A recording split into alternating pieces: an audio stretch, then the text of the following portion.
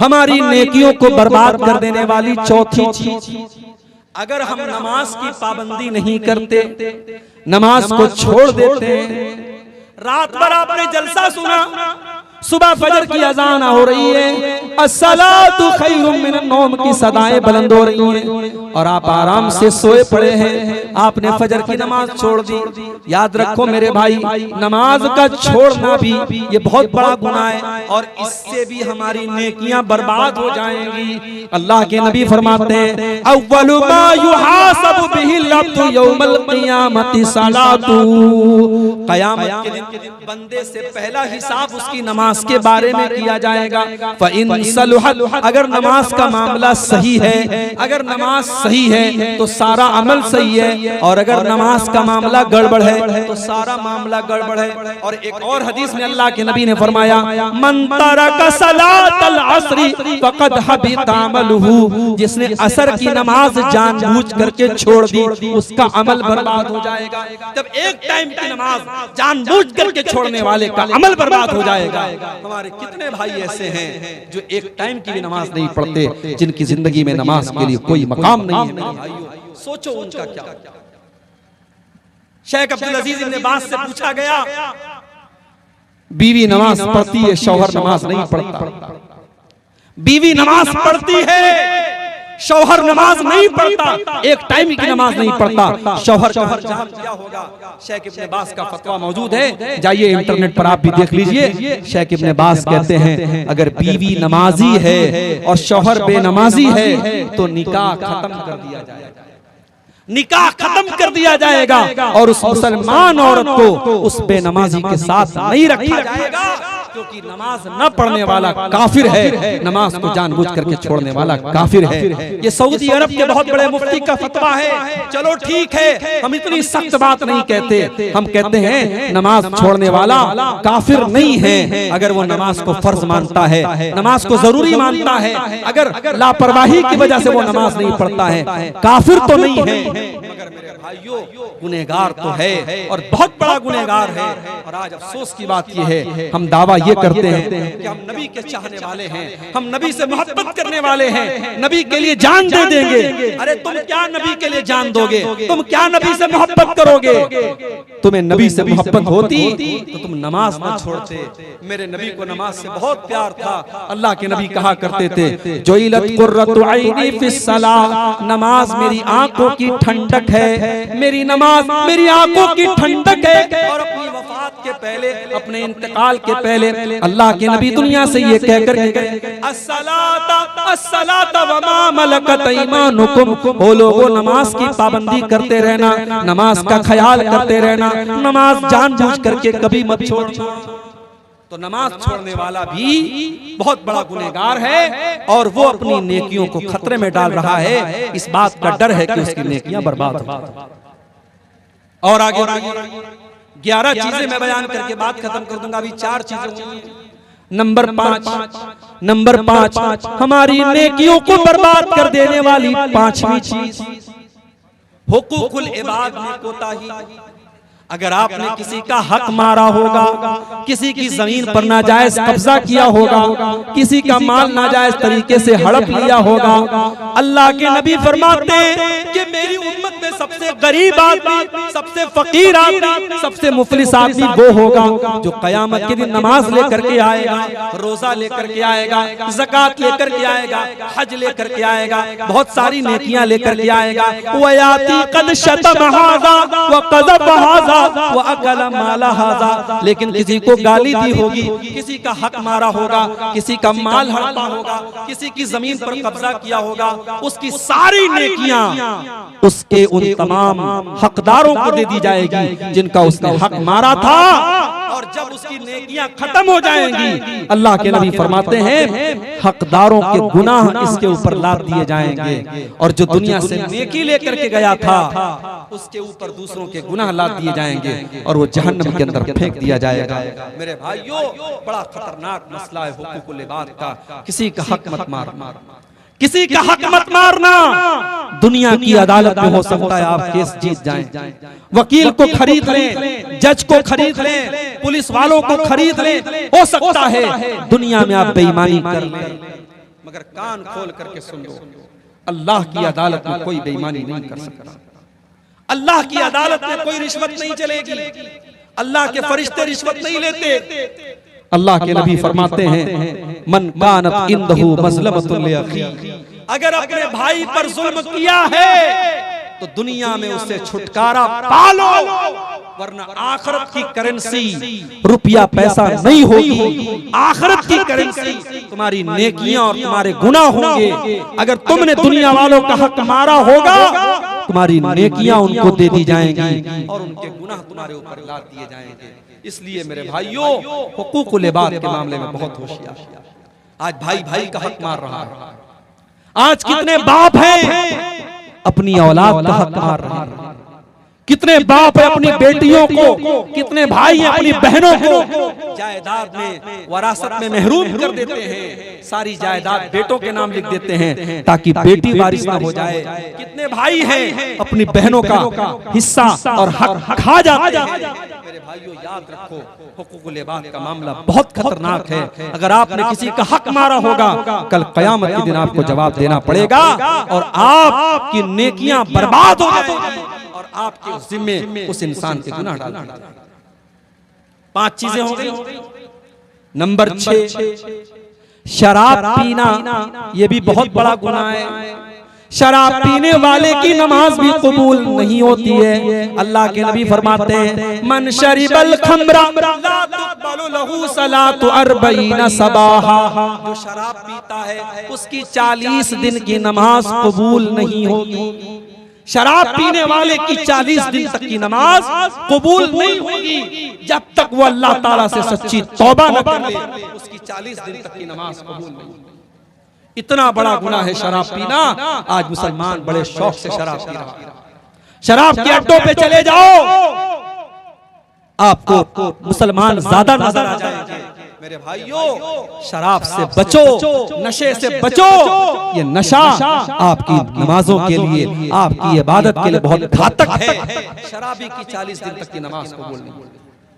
और जब इंसान शराब पीता है, जब नशे की हालत में होता है, वो अपनी माँ को माँ नहीं समझता, अपनी बहन को बहन नहीं समझता। वो अपनी माँ के साथ क्या कर दे, बहन के साथ क्या कर दे, कोई गारंटी नहीं है। इसीलिए हजरत उस्मान गनी कहते हैं कि अल खम्रु उम्मुल खबाइस, शराब तमाम गंदगियों की जड़ है, तमाम बुराइयों की माँ है। इसलिए शराब, तो ये छठी चीज है कि हम शराब। 7वीं चीज, हमारी नेकियों को नष्ट कर देने वाली, हमारी नेकियों को बर्बाद कर देने वाली, हमारी नेकियों को खत्म कर देने वाली 7वीं चीज, बीवी का शौहर का हक अदा न करना। शादी हो गई, अब बीवी शौहर का हक अदा नहीं कर रही है, उसका अंजाम क्या होगा? आइए मैं हदीस आपको सुना देता हूं।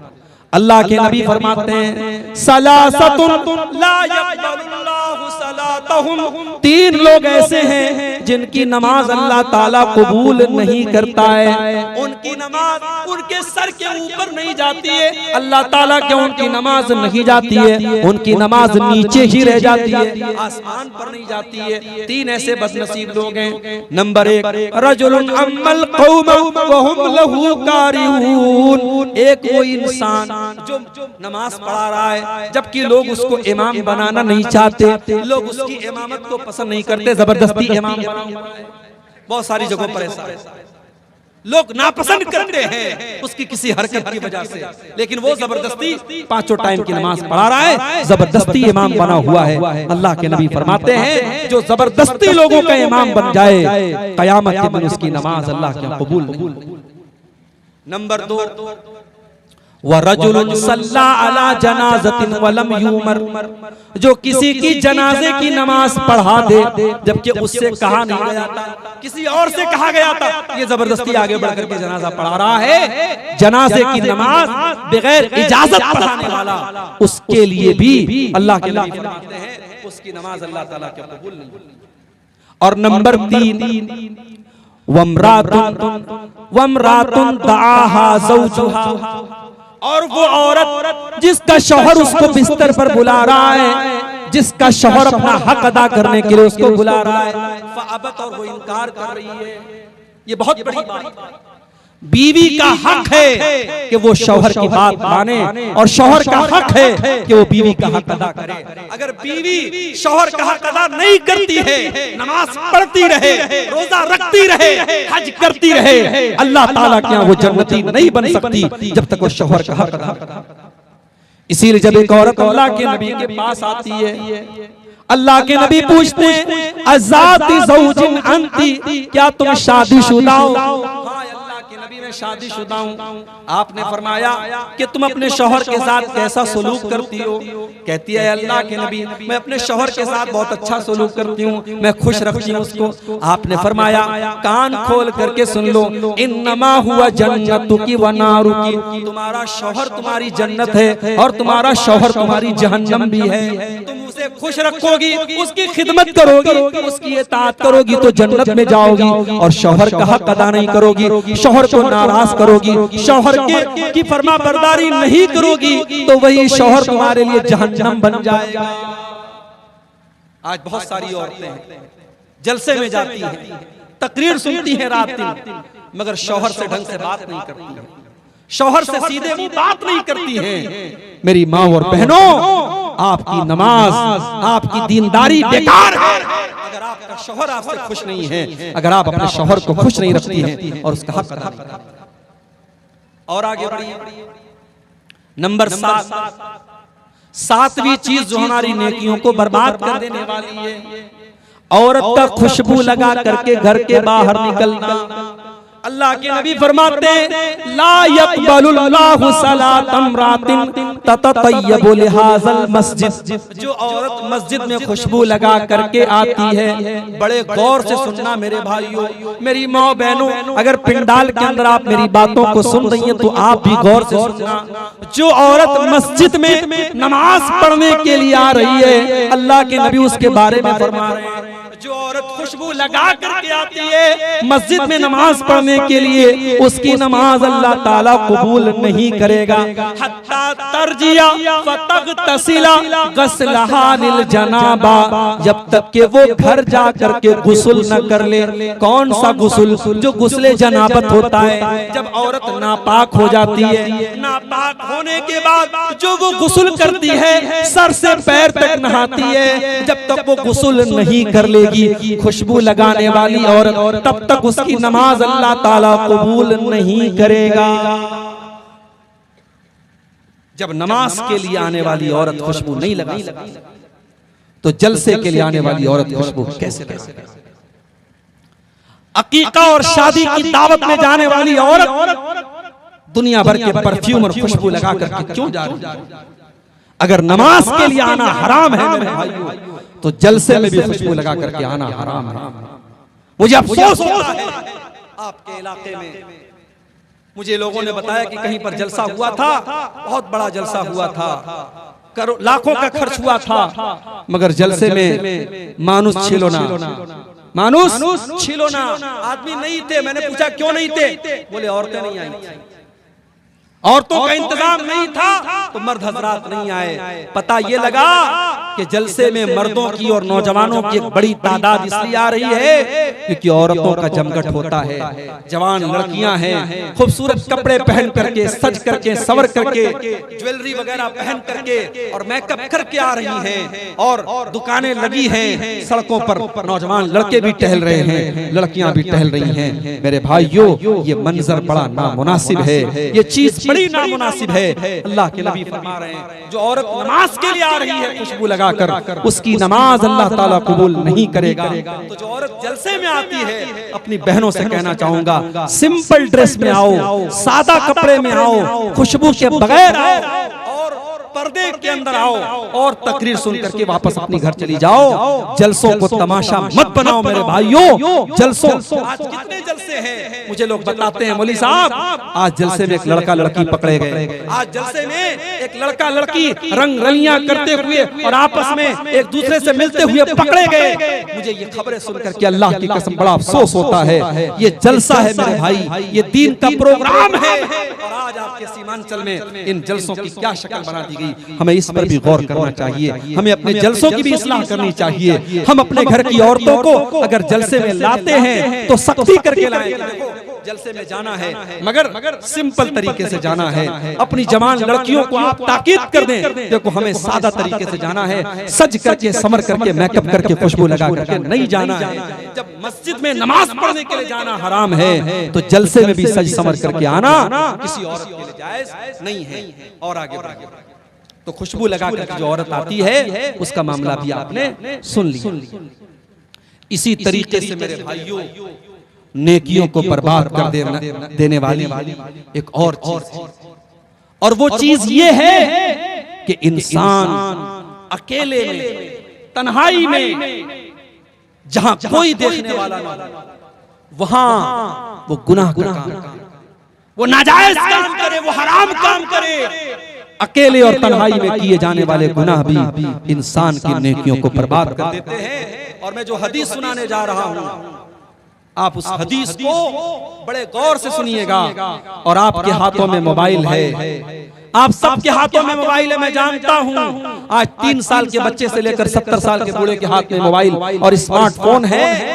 मोबाइल चलाने वाला इस हदीस को गौर से, मोबाइल चलाने वाली हमारी नौजवान बहनें, हमारी कौम की लड़कियां भी इस हदीस को गौर से सुने, हमारे नौजवान भाई भी सुने। हदीस के रावी कौन है?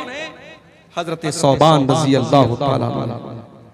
हजरत सौबान कहते हैं, अल्लाह के नबी ने फरमाया, लअलमन्ना क़वामम मिन उम्मती यातूना यौमल क़ियामा, मैं अपनी उम्मत के कुछ ऐसे लोगों को जानता हूँ जो कयामत के दिन आएंगे, पहाड़ों के बराबर नेकियां लेकर के आएंगे, पहाड़ों के बराबर नेकियां लेकर के आएंगे। फयजअलुहल्लाहु अज़्ज़ा व जल्ला हबाअम मंसूरा, लेकिन अल्लाह ताला उनकी नेकियों को बर्बाद कर देगा। उनकी नेकियों को अल्लाह ताला क्या कोई गिनती नहीं होगी। सहाबा ने पूछा, आय अल्लाह के नबी, वो कौन से बदनसीब लोग होंगे जो पहाड़ों के बराबर नेकियां लेकर के आएंगे मगर उनकी नेकियां बर्बाद हो जाएंगी? आपने फरमाया, ओ लोगों, वो तुम्हारे भाई होंगे, वो तुम्हारे ही जैसे लोग होंगे, बस एक बात की कमी होगी, वो नमाज भी पढ़ेंगे, वो रातों को इबादत भी करेंगे, वलाकिन्नहुम इज़ा खलौ बिमहारिमिल्लाहि इंतहकूहा, बस एक बात की कमी होगी, बस एक बात की कमी होगी, जब वो अकेले में होंगे, जब वो तन्हाई में होंगे, वो अपने माँ बाप, वो हराम काम करेंगे, वो नाजायज काम करेंगे, वो अल्लाह को नाराज करने वाले काम करेंगे। वो पब्लिक के सामने तो नहीं करेंगे, वो माँ बाप के सामने तो नहीं करेंगे, लेकिन जब बंद कमरा होगा, बेडरूम में अकेले सो रहे हैं और हाथ में मोबाइल की स्क्रीन है, अब मोबाइल के ऊपर वो क्या देख रहे हैं ये वो जानते हैं, मोबाइल जानता है और अल्लाह जानता है। वलाकिन्नहुम इज़ा खलौ बिमहारिमिल्लाहि इंतहकूहा, उनकी तन्हाई गुनाहों से भरी हुई। कितने उलमा हैं, कितने कुरान के हाफिज हैं, कितने हाजी हैं, कितने 70 साल के बूढ़े हैं जो आज मोबाइल पर गंदी चीजें देख रहे हैं। मेरे भाई, आज मोबाइल ने हमारी नेकियों को डिस्ट्रॉय कर दिया, हमारी नेकियों को बर्बाद कर दिया। और एक बात कान खोल करके सुनो, हो सकता है हम मोबाइल से सारा डाटा क्लियर कर, हो सकता है हमारे ये चैनल वाले, हमें एक भाई ने बताया कि आपने थोड़ी सी सख्ती की है तो कुछ चैनल वालों ने अपने चैनल का नाम बदल दिया है ताकि आप पकड़ ना सके। गंदे थंबनेल तो नहीं हटे, नाम बदल दिया गया। आज हो सकता है ये 420 करके हम दुनिया वालों की नजरों में सुर्खरू हो सकता है हम अपने क्रोम के ब्राउजर की हिस्ट्री डिलीट कर दें, हो सकता है व्हाट्सएप की चैटिंग डिलीट कर दें, हो सकता है हम फेसबुक के मैसेंजर की चैटिंग डिलीट कर दें, मगर किरामन कातिबीन, अल्लाह के फरिश्ते जो रिकॉर्ड कर रहे हैं मेरे भाई, उस रिकॉर्डिंग को आप कहां से हटाएं? व इन्ना अलैकुम लहाफिज़ीन किरामन कातिबीन यालमूना मा तफ़अलून, हमारे किरामन कातिबीन, हमारे फरिश्ते तुम्हारी एक एक एक्टिविटी को रिकॉर्ड कर रहे हैं, एक एक हरकत को नोट कर रहे हैं। फरिश्तों का लिखा कैसे मिटाओगे मेरे भाई? फरिश्ते तो एक एक हरकत को लिखो। इसलिए खबरदार हो जाओ और अपनी तन्हाई को गुनाहों से बचा लो। तन्हाई में किए जाने वाले गुनाह हमारी नेकियों को खा जाएंगे। इसी तरीके से एक और चीज है जो हमारी नेकियों को बर्बाद कर देती है, और वो क्या है? रिश्तेदार से रिश्ता काटना। रिश्तेदार से रिश्ता काटने वाले की नेकियां भी बर्बाद हो जाएंगी। अल्लाह के नबी फरमाते हैं, ला यदखुलुल जन्नत कातिउ रहमिन, रिश्ता काटने वाला जन्नत में नहीं जाएगा। भाई भाई से रिश्ता काट के बैठा है, चाचा भतीजे से रिश्ता काट के बैठा है, भाई बहन से रिश्ता काट के बैठा है, बाप बेटे से रिश्ता काट के बैठा है। कान खोल करके सुन लो मेरे भाई, रिश्ता काटने वाला जन्नत में नहीं जाएगा। इसलिए अगर आपने किसी से रिश्ता काटा है तो जाओ सुलह कर लो, सफाई कर लो, माफी मांग लो। इससे पहले कि माफी मांगने का टाइम खत्म हो जाए मेरे भाइयों, जाकर के माफी मांगो। और आपको एक बात बताऊं, अल्लाह के नबी फरमाते हैं, सही मुस्लिम की रिवायत, हर सोमवार के दिन और हर जुमेरात के दिन, हर मंडे को और हर थर्सडे को, हर सोमवार और हर बृहस्पतिवार, गुरुवार, हफ्ते के 2 दिन जन्नत के दरवाजे खोल दिए जाते हैं। अल्लाह के नबी फरमा रहे, सोमवार के दिन, जुमेरात के दिन जन्नत के दरवाजे खोल दिए जाते हैं और हर उस इंसान की बख्शिश कर दी जाती है, हर उस इंसान को माफ कर दिया जाता है जो अल्लाह के साथ शिर्क न करता हो। जो शिर्क न करता हो उसको माफ कर दिया जाता है, सिवाय 2 लोगों, सिवाय 2 लोगों के। अगर आपके गांव में ऐसे कोई 2 लोग हों तो सुन ले, वो अल्लाह के नबी ने फरमाया 2 लोगों की बख्शिश नहीं होती। कौन? जिनके दरमियान आपस में कीना कपट, जिनके दरमियान आपस में दुश्मनी हो, कीना हो, उनकी बख्शिश नहीं होती है। न सोमवार के दिन होती है, न जुमेरात के दिन होती है। अल्लाह फरिश्तों से कहता है, अनज़िरू हाज़ैनि हत्ता यस्तलिहा, अनज़िरू हाज़ैनि हत्ता यस्तलिहा, ऐ मेरे फरिश्तों इनके ऊपर नजर रखो।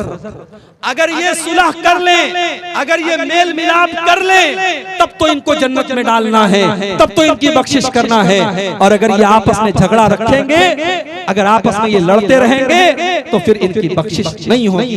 मेरे भाइयों, आपस में कीनों को खत्म कर दो, दुश्मनियों को खत्म कर दो। जरूरी नहीं है कि जब आप सही हो तभी खत्म कर दें, जब आप गलत हो तभी खत्म कर दें। नहीं, आप सही है, सामने वाला गलत है, आपको पता है वो गलत है, मगर झगड़ा खत्म करने के लिए अगर आप केस को खत्म कर दें, झगड़े को खत्म कर दें और मामले को खत्म कर दें, अल्लाह के नबी फरमाते हैं, मैं गारंटी लेता हूं जन्नत के बीचों बीच एक मकान की उस इंसान के लिए जो हक पर रहने के बाद भी झगड़ा छोड़ दे। तो मेरे भाइयों, ये चंद चीजें थी जो मैंने आपके सामने बयान किया। ये वो गुनाह हैं कि अगर हम इनसे बचेंगे तो इंशाअल्लाह हमारी नेकियां सेफ रहेंगी, और अगर हम इन गुनाहों से नहीं बचे तो हमारी नेकियां डिस्ट्रॉय हो जाएंगी, हमारी नेकियां बर्बाद हो जाएंगी। ये चंद सवालात आए हैं, इनको देख लेते हैं। एक सवाल आया है कि एक ही गुनाह बार बार कर रहे हैं, गुनाह के बाद शर्मिंदा होते हैं, लेकिन फिर भी वो गुनाह हो जाते हैं, उसका सॉल्यूशन क्या, उसका तरीका क्या? देखिए, गुनाह अगर आप कर रहे हैं और आपको ये एहसास है कि आप गुनाह कर रहे हैं, बहुत गौर से सुनिएगा, अगर गुनाह के बाद ये एहसास है कि हम गुनाह कर रहे हैं, ये एहसास भी बहुत बड़ी नेमत है मेरे भाई, ये एहसास भी बहुत बड़ी नेमत है। अगर गुनाह के बाद इंसान को शर्मिंदगी हो रही है कि मैं गुनाह कर रहा हूं, ये बहुत बड़ी, इसका मतलब कि इंसान अभी सही रास्ते पर है, अभी ट्रैक पर है, अभी वापस आ सकता है। तो जब भी आपको ये एहसास हो, आप तौबा करें। अब जब आप तौबा करेंगे तो तौबा के अंदर 3 चीजें होना जरूरी है। तौबा का मतलब क्या होता है? आप गाड़ी चला रहे हैं, गाड़ी को मोड़ लेना, गाड़ी को यू टर्न ले लेना, यही तौबा है। तौबा का मतलब क्या है? आप गलत रास्ते पे जा रहे थे, अब आप सीधे रास्ते पे चले आए, वापस चले आए, अपने रास्ते पे वापस चले। तो तौबा के अंदर 3 शर्तें। पहली शर्त, इंसान को अपने गलत काम पर शर्म आए, शर्मिंदगी हो। दूसरी शर्त, उस गुनाह को फौरन छोड़ दे। और तीसरी शर्त, आइंदा उस गुनाह को पक्का ना करने का पक्का इरादा करें। आप कमिटमेंट कीजिए अल्लाह ताला से। जब आप तौबा कीजिए ना तो कमिटमेंट कीजिए। ऐसे हमारे बहुत सारे नौजवान लड़के होते हैं, वो मास्टरबेशन अपने हाथों से ज़िना करते हैं, अपने हाथों से ज़िना करते हैं, और एक बड़ी तादाद में हमारे नौजवान लड़के इस गंदगी में मुब्तला हैं। और डॉक्टरों की बात तो मैं नहीं जानता, लेकिन हकीमों का कहना है कि ये नौजवान लड़कों की शादीशुदा जिंदगी के लिए ये चीज बड़ी खतरनाक है। जो लड़के इस बीमारी में मुब्तला होते हैं, आगे जब शादी होती है उनकी शादीशुदा जिंदगी बर्बाद हो जाती है। तो अगर कोई नौजवान हमारा भाई इस गंदगी में पड़ा हुआ है, मैं बड़े दर्द के साथ उससे कहता हूं, तुम रात में उठो और वजू करके तहज्जुद की नमाज और तहज्जुद की नमाज पढ़ के अल्लाह की बारगाह में गिड़गिड़ा के दुआ करो कि अल्लाह ये गंदी आदत तू मुझे छुड़ा। और अगर ये गंदी आदत आपको मोबाइल की वजह से हो रही है, आप कसम खा लीजिए कि मैं रात में इशा के बाद मोबाइल नहीं चलाऊंगा। आप कसम खा लीजिए कि मैं रात में इंटरनेट इस्तेमाल नहीं करूंगा। जब तक आप ऐसा कोई कमिटमेंट नहीं करेंगे, आप बुराई पर कंट्रोल नहीं पा सकते। शैतान हमारी खून की रगों के साथ दौड़ रहा है, शैतान हम सब के साथ लगा हुआ है मेरे भाइयों, इसलिए हमें अपने आप को मजबूत बनना पड़ेगा।